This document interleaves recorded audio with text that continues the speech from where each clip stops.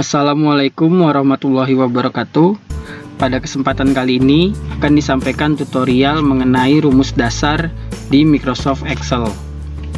Pertama, kita belajar dulu hal dasar pada Microsoft Excel, di mana untuk penjumlahan, pengurangan, hingga pemangkatan itu ada simbolnya masing-masing. Penjumlahan tanda plus, kemudian pengurangan tanda minus, kemudian perkalian itu adalah tanda bintang, pembagian garis miring, akar kuadrat itu adalah SQRT, singkatan dari square root, pemangkatan itu tanda caping. Nah, ini hasil perhitungannya, kita hapus.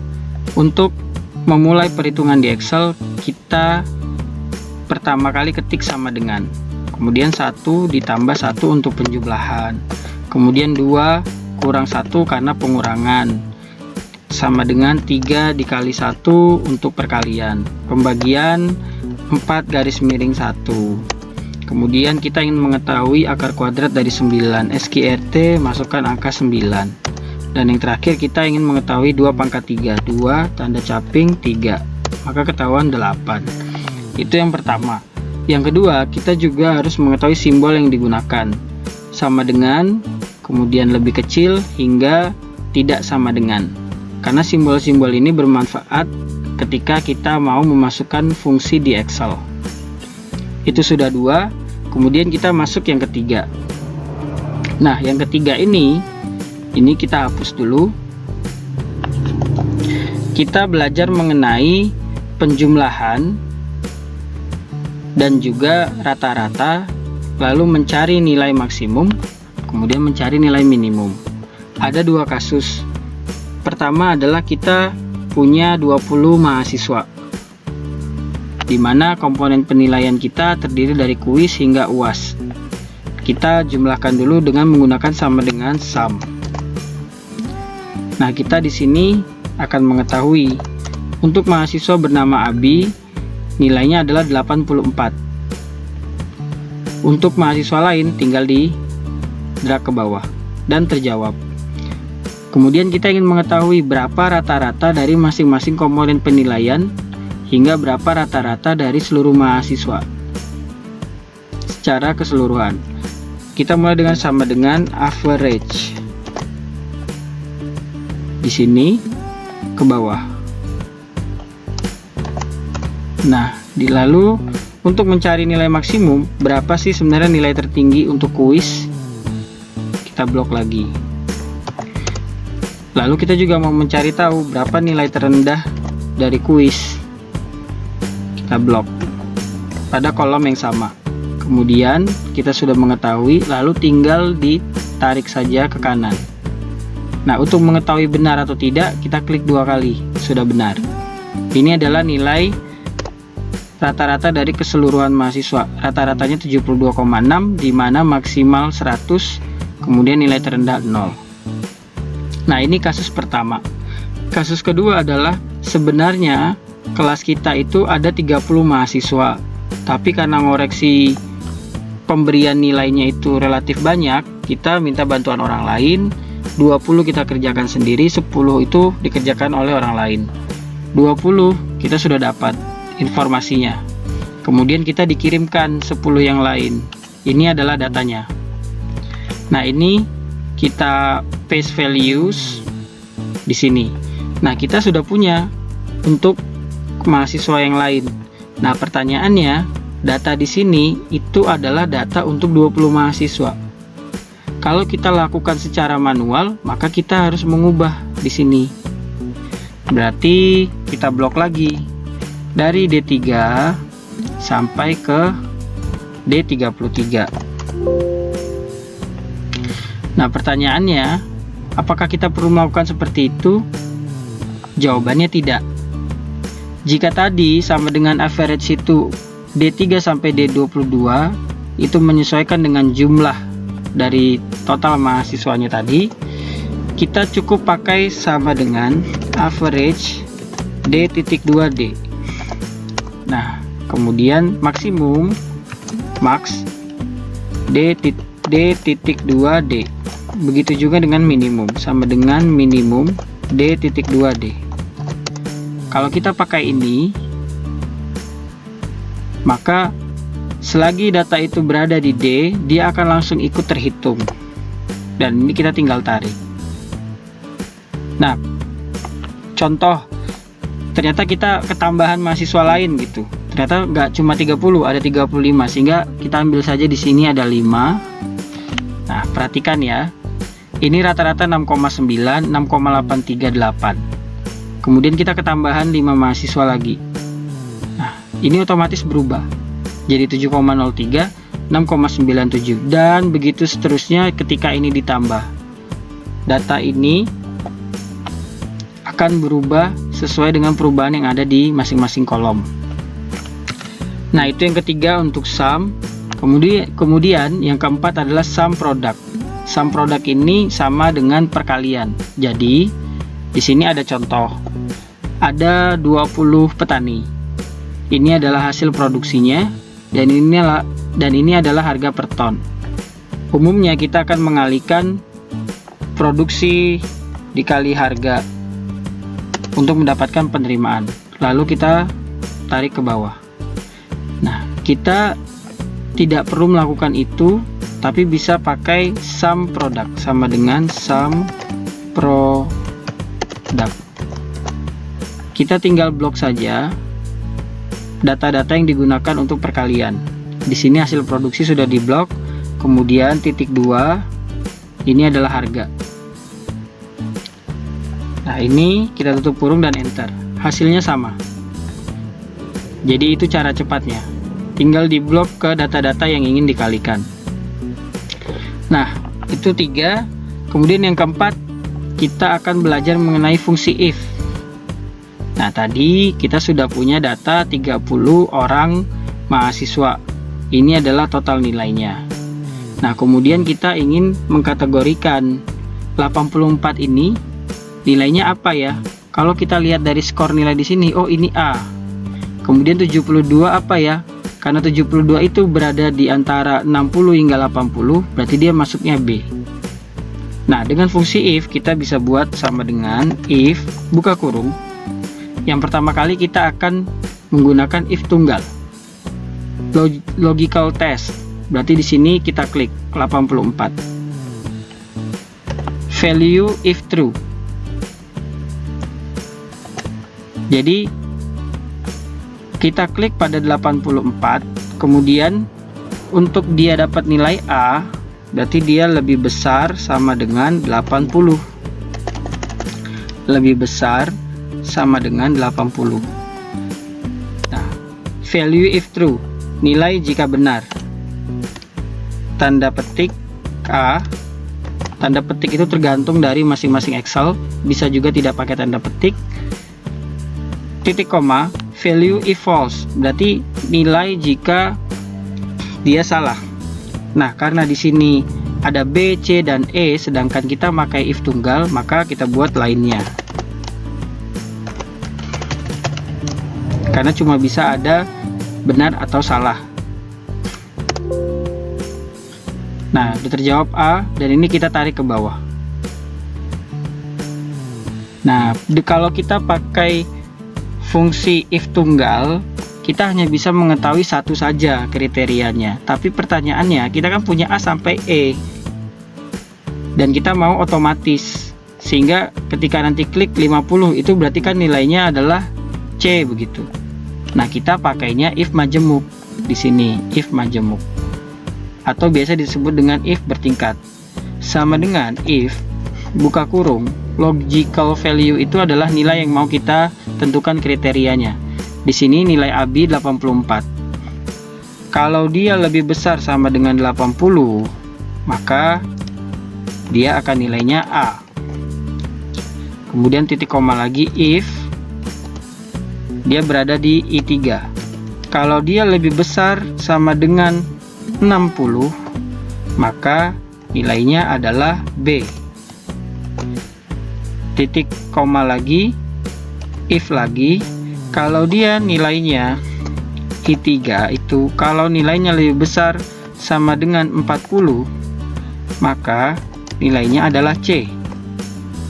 Nah, titik koma if lagi, kalau I3 itu nilainya lebih besar sama dengan 20, maka nilainya adalah D.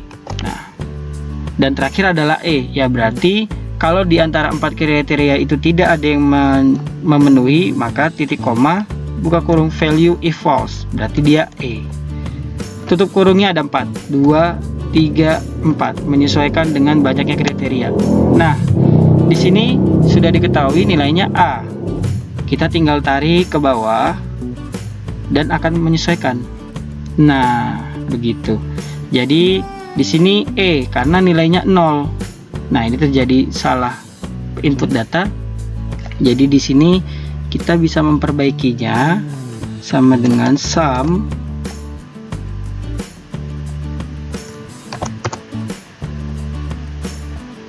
nah, otomatis dia sudah berubah. Itu kelebihannya.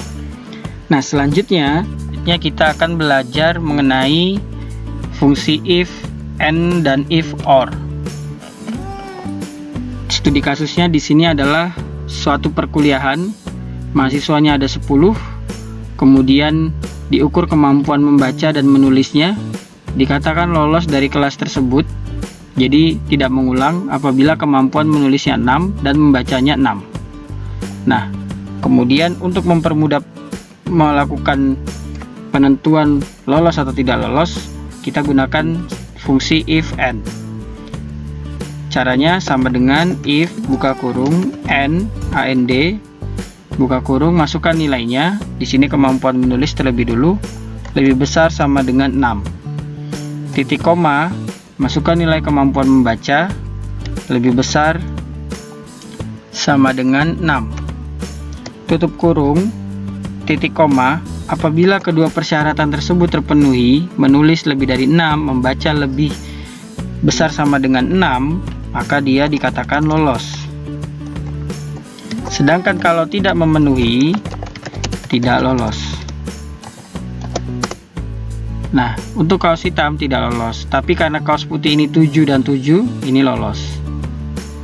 Ini terlihat sederhana karena hanya 10. Bayangkan kalau kita punya 100 mahasiswa begitu. Jadi cukup satu saja kemudian tinggal di drag, sangat menghemat waktu.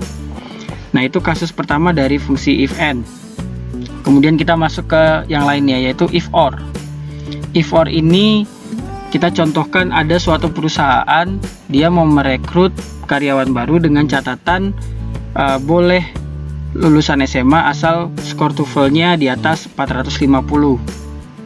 Tapi kalau tidak skor TOEFL di atas 450, silahkan untuk para sarjana. Jadi tinggal milih, dia ambil lulusan SMA dengan catatan syaratnya adalah skor TOEFL di atas 450 atau enggak lulusan S1.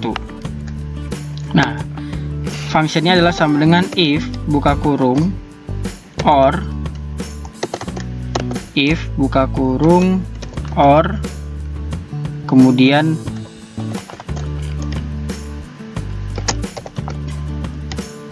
kita klik di sini di nilainya, kemudian lebih besar sama dengan 450.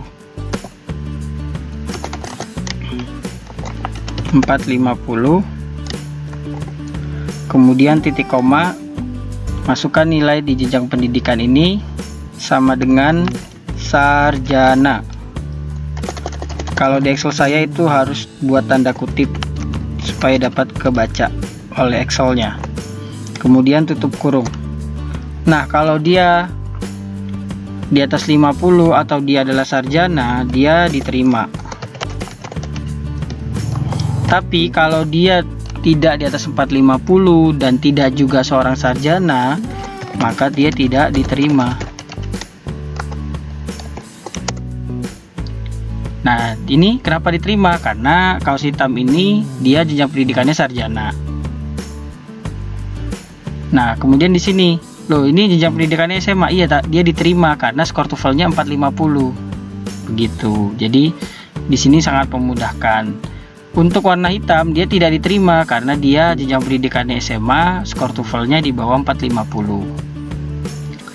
Baik, untuk fungsi selanjutnya adalah count. Jadi seringkali kita punya data, misalkan di sini ada 10, ternyata data ketiga, kemudian data ke-6 itu kosong. Nah, karena ini 10, kita bisa langsung tahu, oh ternyata tidak ada terisi 2. Berarti yang terisi ada 8. Tapi kalau kita punya data 1000, masa kita harus cek satu persatu? Kan tidak. Caranya adalah pakai sama dengan count. Ini untuk menghitung ada berapa banyak sel yang terisi data. Di sini tadi langsung terjawab ada 8. Kemudian di sini otomatis karena total tadi kita tahu ada 10, untuk tahu sel yang tidak terisi data pakai count blank. Nah, dengan kolom yang sama 2. Bayangkan kalau kita punya data ada 1000, kita tinggal pakai ini saja, nanti akan ketahuan. Oh, ternyata yang tidak terisi ada sekian banyak gitu. Nah, kita lanjut ke fungsi count tapi yang lain begitu. Namanya count if. Ini untuk menghitung jumlah sel yang memenuhi kriteria. Tadi kita sudah melakukan perhitungan dan penentuan apakah mahasiswa itu mendapatkan nilai A, B, C, atau E. Nah, kemudian kita mau menyimpulkan berapa banyak mahasiswa yang mendapatkan nilai A, berapa banyak B, dan seterusnya. Kita pakai fungsi count if. Sama dengan count if. Nah, di sini range-nya itu adalah di mana data itu berada. Kemudian titik koma A. Ternyata ada 9. Kemudian jangan lupa kita kunci agar dia tidak ikut turun ketika nanti kita tarik ke bawah. Jadi range-nya kita kunci dan ke bawah kita jumlahkan.